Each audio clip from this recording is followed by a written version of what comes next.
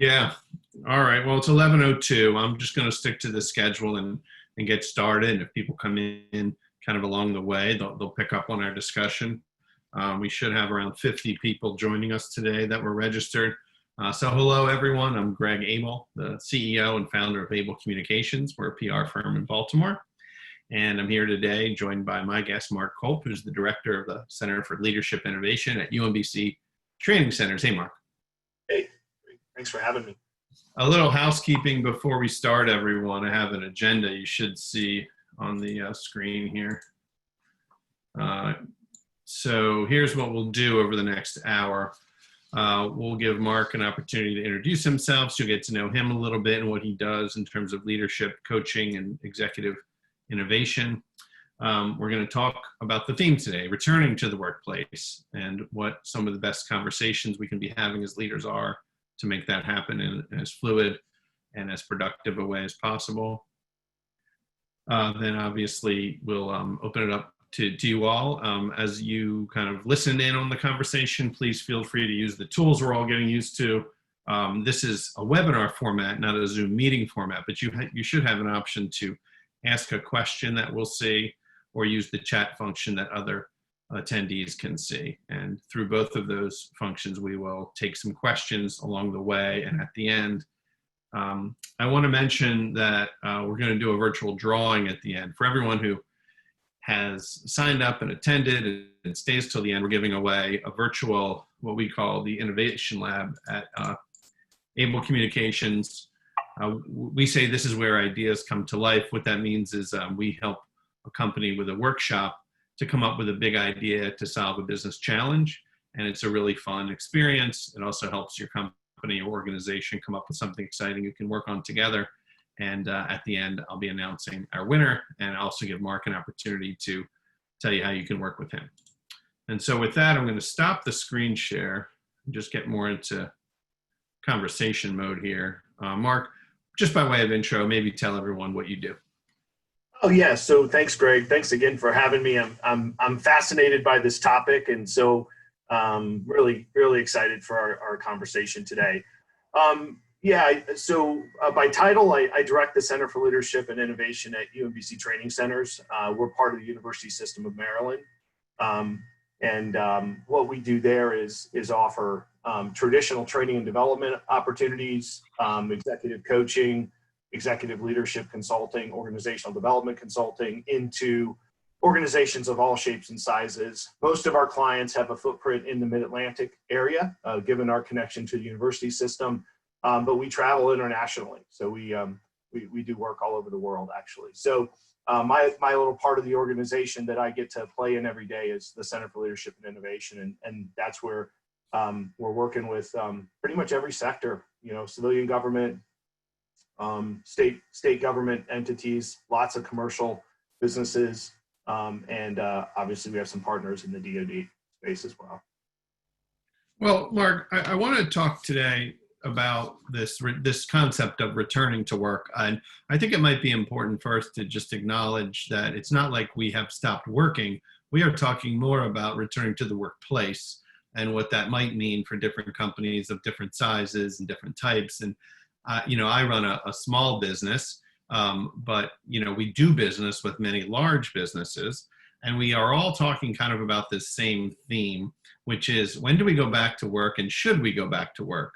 And so I just want to ask a little bit about your take on that topic, and maybe as a way to get into it, tell me what you've learned, and maybe even about yourself and your organization as you've worked virtually, and is UMBC Training Centers talking about going back to the office?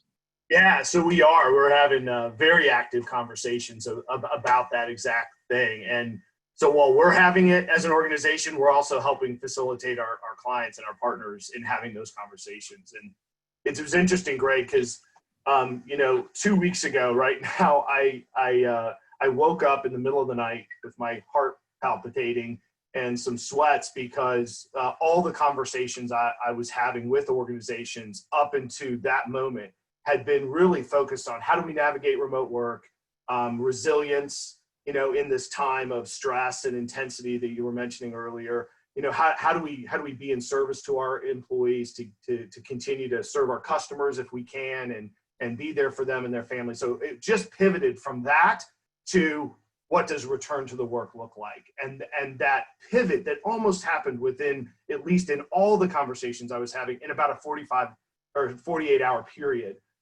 it got me thinking, because I went, wow, most organizations are probably going to swing and miss in having that conversation. And to have the conversation of, hey, what does this look like? I think that's a great question, right? But it's not the first question we need to ask. And so as I started to think about it, I went, that question being what I would call a vision question is important. And nobody's going to ask that question and go out of business. But what they're not going to do is harness the creativity and the beauty and everything that's awesome about what we've learned about ourselves and our families and our communities and our work during this time, and how do we best leverage that as we consider reentry and reopening. Yeah, I like what you said there about kind of embracing some of what we've learned, and even that word to say beauty in this, because it's been I don't know. I mean, it's a fraught time. It's a tragic time. It's an anxious time, but then there have been moments of beauty because we've given ourselves, some of us, if we're lucky, time to think, time to take walks, time to spend with our family. We've taken away time in the car, and so a lot of those things people have really embraced and enjoyed and don't want to give back necessarily. And so I think, just as a caveat, for today's conversation, we are talking about culture and leadership and conversations. There are certainly conversations and research that must happen for every business leader on the law and the HR best practices and for public safety. And yet neither Mark or I are expert in those areas. What we're talking about today is how leaders can and should approach this topic with their employees to create a platform to continue what's been working well, to maybe get back to what we have been missing by being together, and doing so in a way that is both safe and healthy for employees. Yeah. And so let me round back to a question for you around that. What has been some of the things that you think that you've heard other leaders tell you, or you've experienced yourself, that have been very advantageous, or you want to keep when you go back? And how can we do that? Yeah, so I think you hit on a couple of them there, Greg, in terms of what we've learned about our families, what we've learned about the way in which we organize our work. Being able to, I was on a call just yesterday where people were talking about given the work they were doing, and not everybody has this flexibility, but having this autonomy to start work much earlier in the day, instead of having to, the person said, well, instead of having to shower and get dressed, I can just begin work. But what they were saying was, instead of having to spend that time kind of getting my lunch together and getting out the door and then commuting, I can just quickly get into my work mode and get some things done. And lots of people I've coached over the years and leaders that I'm currently working with, they're up early, and that's when they have the most energy, their most creative and most innovative time. And there's brain science behind that as well. But that's where a lot of the creative work happens. And when you can do that early, that might really benefit your employees, and to continue to be able to make that happen. I love that one. And it's funny because I started a business 15 years ago, right? And it was just me at the beginning. And then when I started hiring people, you fall into habits that are there because that's what everybody else does, right? Everybody else runs a business from 9 to 5. So, when we wrote our first handbook, it was like, you got to be there by 8:30, you got to stay till 5:30, you get an hour break for lunch or running an errand or something. And then you evolve over time. And then a couple of years ago, we really started embracing work from where you're most productive. So it didn't even mean work from home, work from the coffee shop, work from your beach, getaway, work from wherever. If you need to write or think, why should we do those things in the office? That might not be the best place to write or think. And why would we ever discourage someone from working at the time when they feel the most creative? And I think it really, one of the things I think we should embrace and bring back is, so long as our employees are delivering on their responsibilities, meeting business goals, so we can get into a discussion of managing remotely and what that means. But I think one of the things I'm appreciating and want to keep is trusting employees and giving them the freedom to use the tools we've provided in the way that makes them as productive and happy as possible. And I fear a little that going back to work might feel like taking that away from some folks. And I think it's my thoughts on that, Greg, is that it's challenged a lot of leaders to think differently, because they don't see butts in seats and they don't see people at a laptop or at a computer doing work. And it's changed the mindset of work as a thing you do, not a place you go. And I think there's been lots of people, probably there's some division down generational lines on this. This isn't a session on generational differences, but I've had some conversations with people who certainly come from our generation and older, Greg, that really are like, wow, I really thought I needed to have my people in front of me, and be able to see them working in order to, and it's gotten them to be like, we just need to change this to an outcomes-based, focused, results-only kind of focus versus when they do it, how they do it, where they do it. Right. So that, I like that phrase, outcomes-based focused. So can you go deeper on that? How can you coach leaders on how to be more outcome-focused versus time in the office focused? Yeah, well, I think it's more complicated than just that, because you can't have the only conversations you're having with your employees on outcomes. You have to be able to check in with them on other things that you're not able to if you're face to face or seeing them in an office environment. So there has to be a little bit more intimacy virtually to be able to connect with people and make sure they're okay and check in with them. But then it's really just getting really clear and breaking down the different projects or activities that are associated with a person's role and their work into milestones and deliverables, and getting those down to more bite-sized morsels, where you feel comfortable being able to report as a leader to others in the organization or up the chain or whatever it needs to be, or you as a business owner to be real comfortable with, yes, people are continuing to be productive. And then I think the other thing is, if people are not, if you're sensing they're not productive or they're not filling their days with productive value add work, it's navigating the conversations about how do you have that conversation from a performance perspective, which is the first thing you need to do, is be a servant leader and sort of check in. Hey, how are you? I've noticed not so much, communication from you, or I've noticed this slipping or something. Are you okay? Is everything okay at home? And is the family good? And, Right. Is there anything you need from me, versus, hey, where's this, where's that, from a task perspective. Right. Let's talk a little bit about culture and how a return to the workplace should be managed. And I think this might vary by organization, but I think one of the questions on everyone's mind would be, how much should I make this a collaborative effort, and how much should I say these are the rules? And I want to ask you about that. And so you lead a company of 535 people. As a leader, do we ask people what they want to do, or do we say, here's how we're going to do it? Well, I think it's a blend. So I think that there are certainly some non-negotiables, but I guess I would challenge every leader, whatever the size of organization they have, is being clear too. Is just because we ask for input, the old saying I go to is just because you have a voice doesn't mean you have a vote, right? And so because we're asking for your input and for you to weigh in, ultimately, other people, yourself as a leader or somebody else, is going to make some decisions on what things are going to do, but we do want to hear from you.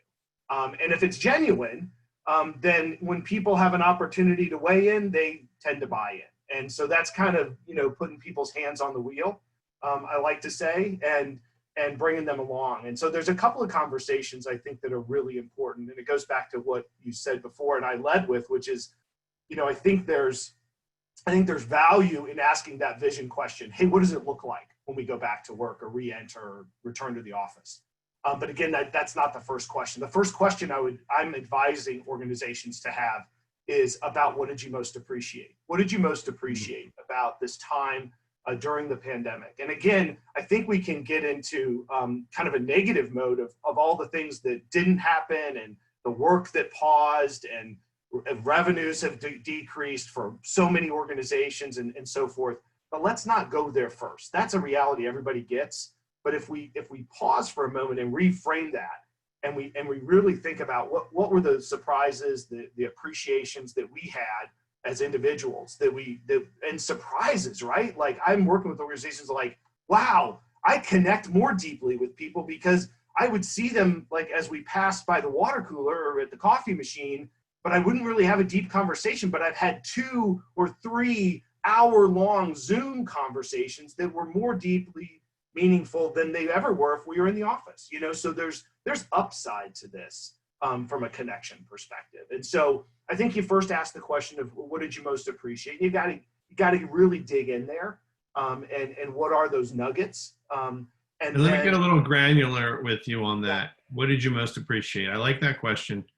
Are you advising business leaders to ask everyone who works for the organization that question? Or maybe you have a representative committee that is, kind of like the back to work committee. You know what I mean? Like, I'm wondering, do you do an all employee survey? Do you kind of pull together a few key leaders? How much of our organizations do you advise checking in with for this particular topic? So yesterday I facilitated a 40-person team within an organization having that conversation, and it took 20 minutes. And so through the Zoom platform or something similar, it's so easy to have that conversation and get input. We created a Google Doc that we went into breakout teams, and everybody crowdsourced this Google Doc. And in 20 minutes, we had a document that was filled with, what did you most appreciate and love about this time? What did you learn about yourself and your work and your connection to our business? And then what do you miss? So we also asked a continuity question, I would say. So that continuity of what reach back to pre-COVID, what didn't make it from pre-COVID to COVID, that we really miss about our work environment and how we engage with one another and our customers. And so what are you missing that we need to reach back and make sure we pull forward? And then we had a question of what was back there that we're going to just pull it forward, but it's going to be an anchor and it's going to keep us down and not let us live into our best selves and our best organizations without intentionality. Because we tend to do that, right? We just take whatever we did in the past and we drag it into our future with us. And so that's an important conversation to have. And and then it was really just, what are you most hopeful for? What are your, then you get to the vision question. We asked it in 2 different ways yesterday. We said, what are your 3 wishes? What are your 3 wishes for the new current work environment when we're able to return? We come back. Yeah, and then we also asked the second question is, let's fast forward to spring 2021. What does the work environment look like? What would a perfect work environment look like for you? Taking into consideration our distant past, our COVID experience, and leveraging and harnessing all of the strengths and the greatness of what both bring. And that's the way to have that conversation. It's a series of those conversations, because then as a business owner, I know that I would be like, wow, this is great data for me to now try to figure out, how do I make this environment work? Because my job is to create an environment where people thrive. Because if I know if they're thriving, my business is going to thrive. And if I go at it with that mindset, yeah, go ahead. Yeah, I'm kind of recapping for our audience here. And so the question 1, what did you most appreciate? So we're advising everyone to start there. What did you most appreciate? And then going to this 3 wishes. I love that format. You just say, if you had 3 wishes for the new work environment, what are they? And I bet you're going to hear a lot of people say, man, would I like to not have to drive in during rush hour anymore. I've always felt, and I never enforced it as strongly as I probably should have. We did offer and were promoting this work from wherever you're most productive kind of culture, but it was embraced and it wasn't in certain ways. Part of that might come from me. And I think what's going to happen in the next chapter is hopefully, I think most people have put aside their question as to whether or not work from home is really possible or sustainable, because we've learned that it is for knowledge workers, right? Not for plant and equipment workers. That's different. If you need to go to a lab, if you need to operate machinery, if you need to, right? So that's different. But for people who work with the computer and the phone and research and conversations and documents, who's to say that going to a building with a bunch of desks in it is the best place to do that kind of work? And so, I guess I want to make sure we have a really good list we're building here. So the question one was, what do you most appreciate? Then it's your 3 wishes. And then, I think there's one in between. So oh, go ahead. I think there's what did you most appreciate, right? And what did you learn about yourself? So that's the first kind of series, couple of questions there. And then I think it's the continuity question. It's the continuity question of what about pre-COVID, about the work environment, the work you did, the space we had that we were doing our work, did you most honor, did you most thrive in, that needs to be considered as we think about our future. And then I think it's with those 2 as a backdrop, what does the future look like, right? So right, because, well, I don't know. I have to check privilege sometimes too, because I'm lucky, right? I have I'm sitting in a home office right now that's kind of dedicated space for me. So it's not that hard. Personality wise, I don't really like or didn't like working from home, although I've gotten used to it. There are plenty of people who live in an apartment with a significant other or with 3 roommates, and you have to figure out who gets the dining room table. Are you going to sit in your room on your bed? How are you going to deal with this? And so I think folks like that, and think of urban environments. If you work in New York City and you have a small apartment, you're there because you love the hustle and the bustle of the city, and now you're told you can't leave. Like, that is a very different experience. And I think those folks are much more eager to get me back in my office, please, where I can think and not have to hear the dog barking or we haven't even addressed parents and kids who are home, which is an entirely other, challenge. And I guess as I figure out a way to ask a question coming out of that, more of that was an observation, but I guess the question is, what can we do to foster a safe place for those folks to return to? And some of that does get into public safety and health, but I guess I want to ask you the question, when you have employees who are saying, can I please get back in there? I'm a better employee there. How do you handle that? Well, and that's how a couple of our clients and us at training centers also is handling it. It's looking at which are the roles that it's really tied to mission critical that they do their work in the office, not necessarily preference, but that's certainly part of it. And then it's who outside of mission critical. So you have, IT infrastructure for organizations or security and, things like that. Those folks will need to be back into the office probably before others. But then it's who actually felt that they thrived much better. They added more value. They were more productive when they were in the office environment. And then sort of prioritizing those people as sort of A-list people to be able to get back. That's how I've seen, I guess, 3 different organizations handle it. I think that gets back to the 3 wishes thing, because they won't be the same for each. You could have 2 employees who have the same job, but different family or living arrangements. And one say, I'd like to get back in. The other say, please don't make me come back in. Right. And so we are in the position of having to create policy. And how do you do that when you have a workforce that has a different viewpoint? Yeah, and I think that's where it gets challenging, and I think that's where, to the degree possible, line managers, leaders in different departments need to be having these conversations because with their different people, and then they need to feed that information to the decision makers because I think if I know that when I led a large organization, complex organization. And I certainly have reflected on if I was in that seat, how would I navigate this space with, at one point I had more than 1,000 employees report to me. And that I can't imagine the complexity of trying to do that, but I would go forward. I would not just get my leadership team together and say, okay, what does return to work look like?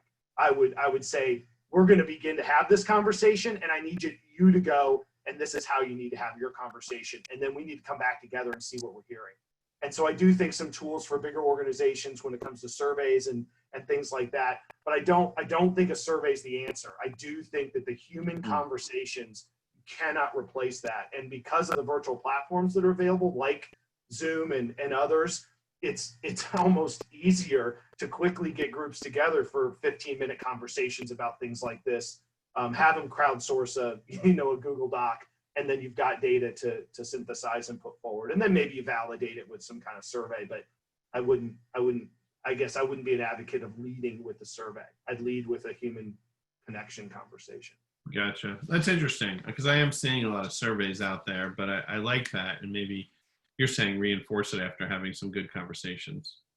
Yeah, and I think you are seeing surveys because I think the survey's a product, and so it's just so when this whole thing happened in the space I'm in engaging with organizations on learning, is everybody all of a sudden said, oh well, look what we can do, and they were advertising the features of some platform versus the value of the conversations they're having. So it's the same thing I think with a survey is if you haven't engaged your workforce and they don't feel like you care, are you going to get the data and the information you need from a survey? I would argue my experience tells me you're probably not. Survey is great for you of high engagement. Okay. Interesting. I want to encourage our attendees to please use the Q&A function. If you like, you can post a question. You can use the chat, and Mark and I will attempt to get to that either in real time or at the end when we can unmute some folks and let you ask a question live. Or I'm curious what's on people who came to this webinar, what's on your mind about the return to work, and what type of issues would you like to hear us address? Mark, I had a thought that I want to hear your take on, which was like, most organizations, when you go to the office, you can almost feel and see the hierarchy. There's guys in them, not always, right? There are some workplaces where it's just an open environment. You wouldn't know who the CEO is, but in a traditional environment, the CEO is in a corner office.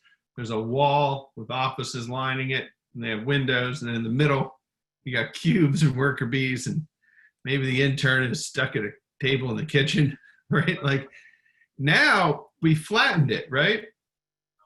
There isn't a physical determination of leadership, and that must be exerted virtually. And I think it's been healthy to have good discussions because you're no longer like calling someone into your office. It's more like, hey, let's talk. And the playing field has been, I think, leveled in that way. And I think that's been a good thing.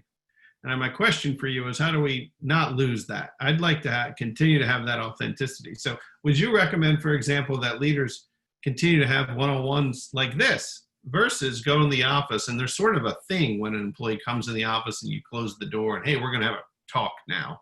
There's a heaviness in the room. When it's like this, it feels a little lighter. What do you think? Yeah, so a couple of things come up when you said that, Greg. Is the first thing is I think I have seen that back to my point earlier that I think leaders, wherever they sit in the organization, need to have more conversations one-on-one. So there needs to be more of those and just connecting with their employees outside of just deliverables and outcomes and where are you with this project? Like have a moment to check in. So I think that's the first thing that needs to happen. And then I think the other thing leaders need to do is so I agree that there needs to be more of these conversations. I have seen because I get to be a fly on the wall with some of my clients and am invited to some of their meetings. Is I'm finding that in the virtual space, leaders are filling the space with their voice in meetings with maybe several people versus leading and allowing other voices to fill the room first. And so, one of my things I say to a lot of leaders I coach is your job is to just shut up more often. And really the less you talk and the more you listen as a leader will probably serve you in really understanding and knowing what's really going on in your organization and better understanding how to lead your organization. So, meetings that begin with, hey, I want to hear from everybody and using functions like breakout rooms or just forum sharing, I think is way better than just the leader starting with their agenda and just charging forward and filling the space with their voice. Yeah, and just so I understand your earlier point, are you saying that in the virtual environment, leaders are having a tendency to sort of take talk too much in the beginning, and they need to back off from that? I have seen I have seen that. I see it in the corporate, like when I'm in the organizations, leaders tend to do that anyway. They feel like, well, I've arrived and I'm in this position, so therefore I must impart and talk. But I am seeing that also convey directly to the virtual space, whereas because it's probably a little awkward, right? I mean, just like when you start a webinar, it's quiet. It's weird. It's very odd. It's like, wow, we hit the record button, and I guess I should say something. And and I think that we need to get okay with some silence, and that's okay, Yeah, I like that a lot. It's funny because when we were getting started and I'm sitting here, we're all getting used to Zoom too. The webinar format is different than the meeting format. The meeting format, if I click on, you can kind of have the Brady Bunch thing happen. In the webinar format, for every attendee, like, you don't have your picture on the screen. You can kind of sit in the back and pop in a question. For me and Mark, we're looking at one another. We don't see you. So it's just different. And I think that should be acknowledged. But I like kind of getting back to the theme of our discussion. I really, really like and have enjoyed the one-on-ones I've had. And I think I've had better one-on-ones in the virtual environment than I did in person. We have a big open office space. It's beautiful space, but the sound carries. And if you want to just kind of talk to someone, not necessarily about like something real heavy, but just really connect, you're always thinking of someone listening to me. And so why wouldn't we embrace things like this in the return to work era? And instead of worrying about being at work at 8:30 or 8:45 or 9, scheduling a Zoom for 9 and having a good conversation like this, where I don't worry about, that aspect. I don't know why you wouldn't do that. Yeah, and I the client I was working with yesterday, that was one of the themes that came up, was the one-on-one connection time with my boss and with my colleagues, because there was more of that, because they weren't having an opportunity to walk by their cubicle or see them in the break room or whatever, and so having that time to do that, I think is important. And again, that's one of those things we want to make sure we carry forward, because without intentionality, once everybody, whatever that means, gets back to the office, we could just go back to what it was, and that doesn't really honor how we've absolutely evolved as a species during this time. We've learned about ourselves and our companies and each other in ways we didn't think we would. Yeah, it's remarkable. It's almost like it's been a sociological experiment to see how we as humans change in these different environments. Mark, we're starting to get some good questions in the Q&A, so let me start asking some of those to you in the order they came in. So the first was, definitely worried about returning to work when I am not ready. What do myself and other coworkers say to our leadership if we're not ready to return when the physical, when we are not ready to return to work when the return to a physical office begins to roll out? So your boss said, we're coming back in, and you're saying to yourself, I don't want to. Yeah, I mean, well, first of all, I'm disappointed in the leadership just saying that, and not leading with, hey, we need to get back. What does that look and feel like to you? Because it's so complex. Until daycare centers and schools reopen in a way that allows for people to take care of their children, which so much of our workforce has young children. To not even lead with that, like, where are you in terms of daycare and school, and like that has to be the first thing, and then asking the question is what does that look like? And I guess I would stand your ground, and I think probably in no more time than the present do you have an opportunity with public safety at your back, having your back, to be able to say, when are we going to have a conversation about what it looks like, and what does the safe workplace look like? And I think as an employee, if you're not hearing it, because I have heard from some organizations who simply have not even considered public safety. They're just like, I met with a guy last night, and he's like, yep, it was just, hey, we're essential, so keep going. So I guess because we're essential, it means that we're immune from COVID. So just keep rolling. And yeah, it was very startling. And so I think you have every right to say, when will we be having a conversation of what going back to work looks like? Right. And I think people just have to muster up the courage to have the conversations that need to be had. I mean, if that's how you're feeling, I think you really owe it to yourself. And probably if you want a kind of dose of inspiration, it would be like, if you're feeling that way, you can bet that you have colleagues who feel the exact same way, and someone needs to go and have that conversation and, encourage leadership to acknowledge it. Let's move on to the next one from Aaron Stouter, who heads one of our clients, the Hearing and Speech Agency of Maryland. If I have a workforce that has a combination of direct service providers who can't work from home and traditional professional staff who can, how do we not set up an us versus them system that magnifies our differences instead of closing gaps? That's a tough one, Mark. I'm going to let you answer that. Yeah. So, well, I think that the first thing, and this goes back to just general conversations about remote work that I've been having with organizations for years, which is it's very, some people like, oh, well, we can't let people work from home because the receptionist can't work from home. Well, yeah, of course he or she can't, because that's not a job you can do from home. You can't greet customers coming into your office from a remote location. And so just having a frank conversation with your workforce that about some jobs are you got to be physically present. You can't go into a restaurant and be waited on somebody through Zoom. It's not going to happen. You're going to have a waiter or waitress serve you, right? So like, there are going to be jobs like that. And I think it's just being able to have this conversation is as we navigate this space, what's going to be kind of filtered out is those jobs that better align with remote working and those jobs that don't.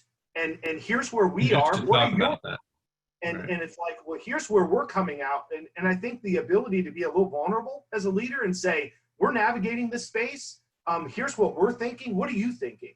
And getting some feedback from people. I think you'll kind of squelch that us versus them. I've seen that in organizations I've led, but I've just had really, really frank conversations with people to level set that your role that you have just doesn't lend itself to X. It doesn't lend itself to remote, or it doesn't lend itself to being in the office. And because you don't, we can actually increase the health and safety by asking you to work a little bit more from home. And if you're really missing that work environment, then let's figure out what that looks like.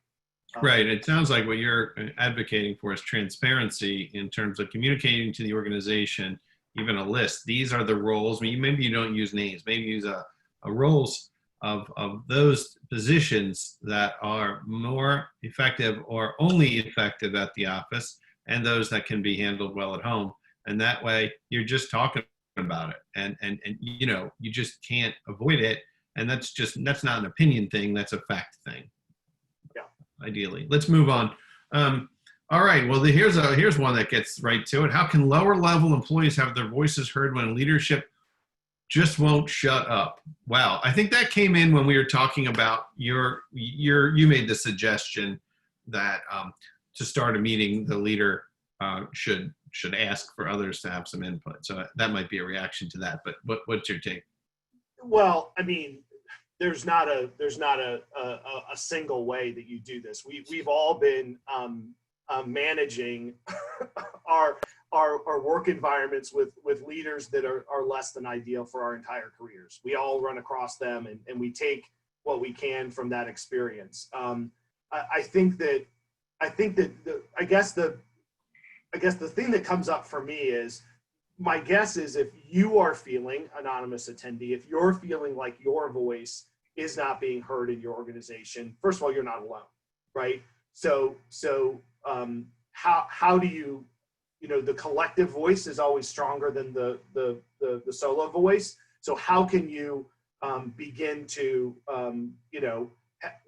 create some energy, some conversations around that? I would start with a conversation with your leader is, hey, I'm feeling like I don't have a voice. Is that true? Because there's a lot of leadership talking and not a lot of asking, and simply asking that question. And if we all end up in situations where we have to make a decision on do we want to stay with organizations and stay with leaders or not. Right.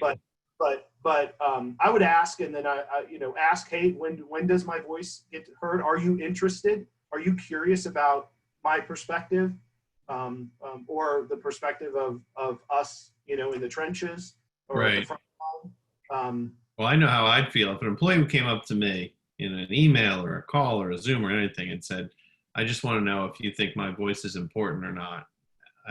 I know I'd be taken aback, and I know my answer. It would be like, of course. Why I'm curious why you're asking that question. And so, look, self-awareness is an important tool for leaders and just people in general. I don't know.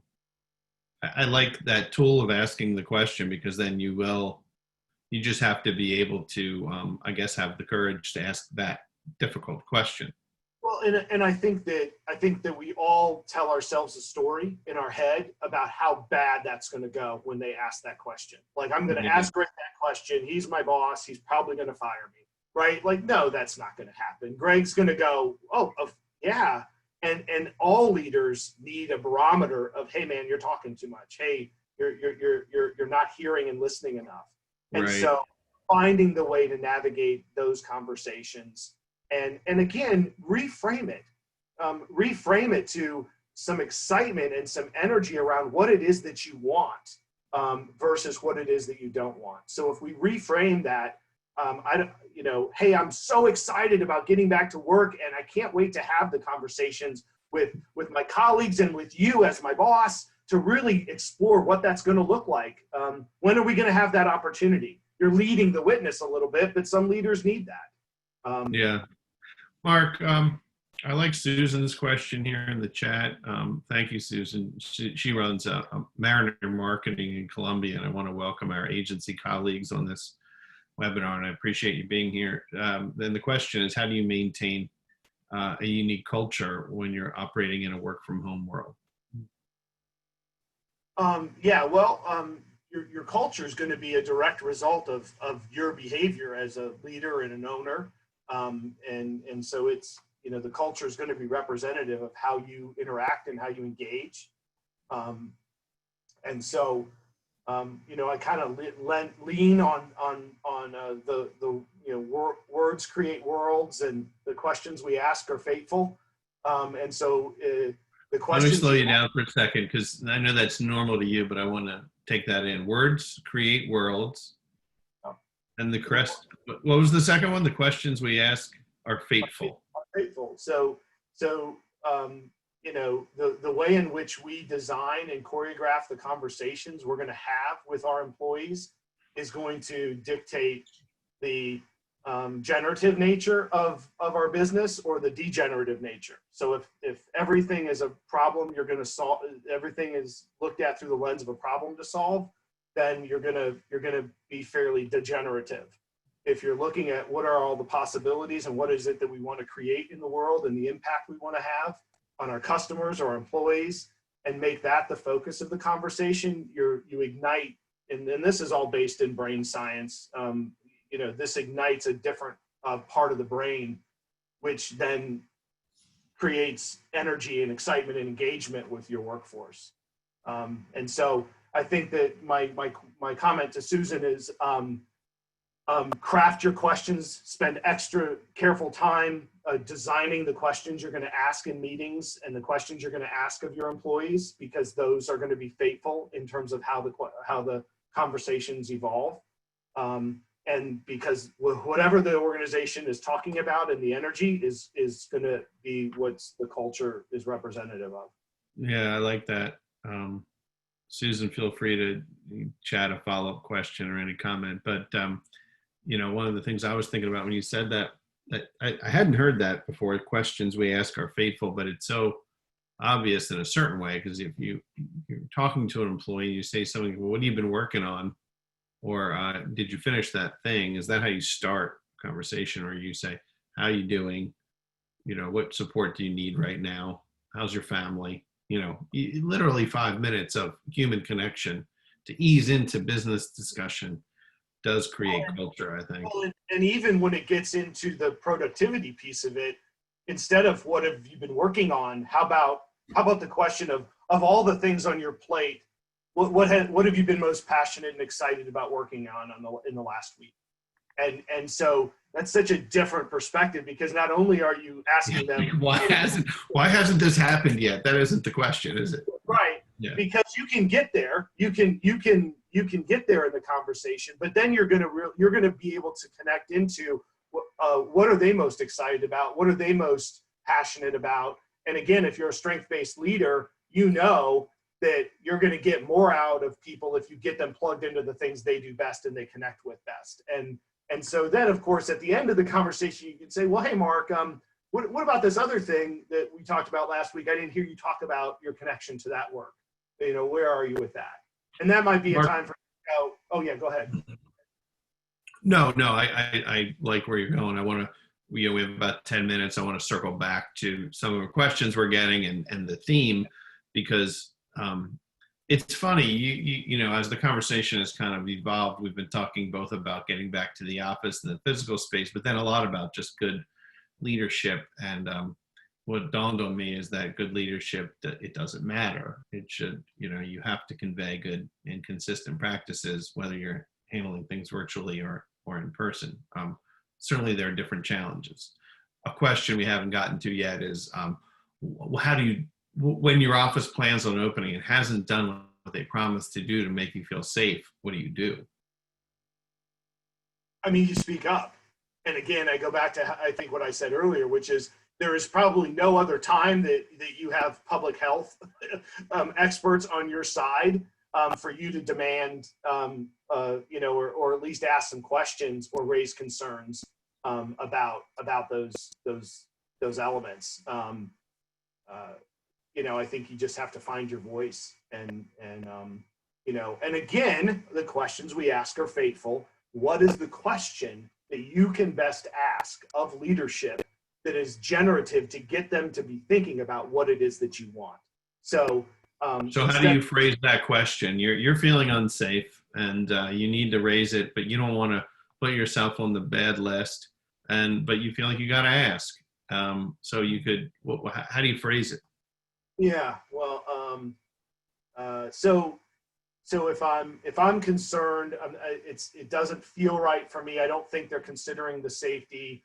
You know, I might ask, again, it's going to depend on the work environment, right? But Right. you know, I might ask a question of what health and safety measures specifically has the organization considered, and then what made the list and what didn't. You know, what things were considered but didn't and fell off, and you know what you know, I you know, if you've done your research and you've got some, is I'm reading this, how have we considered this kind of aspect, you know, and it's distance or face masks or, you know, whatever it might be, you know, you could ask a specific question about a particular practice or something like that, I guess, is what comes to mind. You know, given a few more minutes, I'd probably come up with something better, but.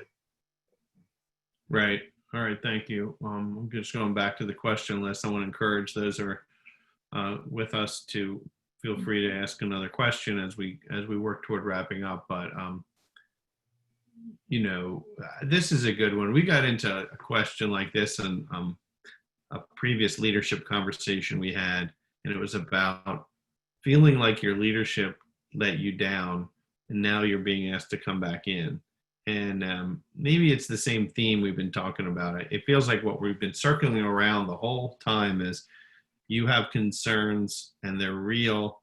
And it feels like there's a lot of people out there who have probably genuine and probably real fear about approaching leadership with difficult questions. And it speaks to scripts that run, like you talked about earlier.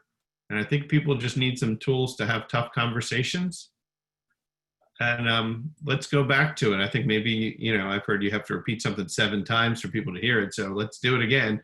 You have to tell your boss, I don't feel safe coming back, or I didn't like, this question is, you didn't feel like they really stepped up and led effectively during this crisis. And now you're being told, come back in. So what you don't want to do is do it publicly. Like that's a one-on-one conversation. So Greg, if you and I played this out, you're my boss, you're leading your organization. I'm feeling this. I might say, hey, Greg, there's something that's really concerning to me. And I'd like a few minutes to chat with you. And so maybe you go into that question and with very intentionally. So as we begin that conversation, I might say something like this: hey, Greg, there's something going on I really need some help with, right? Because when I ask for help, I disarm you. If I say, Greg, I got a real problem with how things are going, you get defensive, right? There's an emotional reaction. So first of all, disarm. Hey, Greg, there's something I need some of your help with. It's I need to better understand how things are going to look, and I've got anxiety for my family, for my kids, my whatever, right? And I'm not feeling the confidence that I want to, or that I had pre-COVID, that I need to be able to feel safe to come back to work. And so I need you to help me get that confidence. And so let's explore this. And so that might be one way to get into it. Certainly not publicly, because your leader's going to be probably a little bit like, not sure how to manage that conversation. Most leaders aren't very good about that, but that's I guess one suggestion I would have.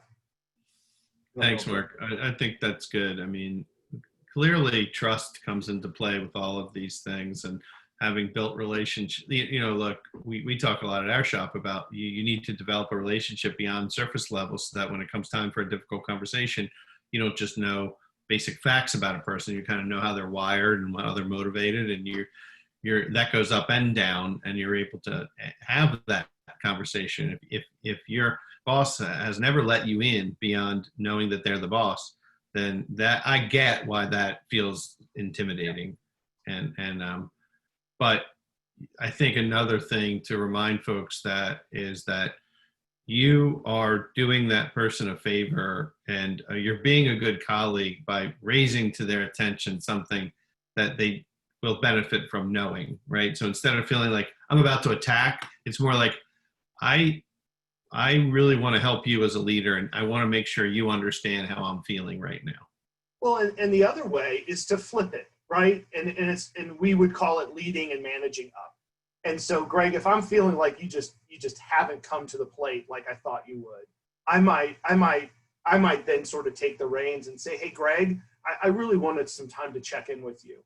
And so when we get on that call, I might say, Greg, I'm sitting here and I'm thinking, as a business owner and a leader, I can't imagine the stress and the ambiguity that you're trying to lead and manage through. How are you doing? And That's a great one. The more you put out what you want to get, you might sit there and go, oh, that's so cool that Mark asked me that, and maybe you share a little bit, and then it might dawn on you, oh my gosh, I've never asked Mark that question. And so you might reciprocate, and it might deepen that trust in that relationship. So put out there the same way you want it to come back to you. Right. Be the change.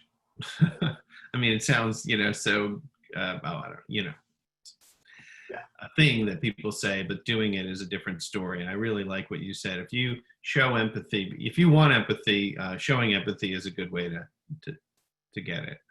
We're getting down to our last few minutes. There's another one we haven't gotten to yet. Is there such a thing as too much interaction with your team working remotely? Any concern over burning employees out quicker with too many check-ins? Yeah, so I think there's a couple things going on. The organizations and the leaders I'm working with is, first of all, we all rode this adrenaline for about 6 to 8 weeks, which is about what humans do, and then they start to crash. And so we all were fine for a while, and then we all got sort of Zoom fatigue and WebEx fatigue and video conference fatigue, whatever. And so I just think you have to be more intentional. And so the best organizations that I'm currently working with and those leaders are getting very, very structured in their stand-ups, in their meetings. They're not just trying to have the same kind of no agenda, show up on a Zoom call, the leader talks, then we ask at the end, does anybody have, like they're completely redesigning the format of those agendas. First of all, the agendas are sent out in advance. Here's what we're hoping to accomplish. At the beginning of the meetings, people are asking a question of, here's what the agenda says. Is there anything else that anybody else would like to talk about? What's Right. important to people in the room? And then being very clear. If it is a stand-up, then have some discipline around that. That you're not going to solve problems during that session. You're going to take those offline, one-on-one or in smaller groups. But you're getting updates on things.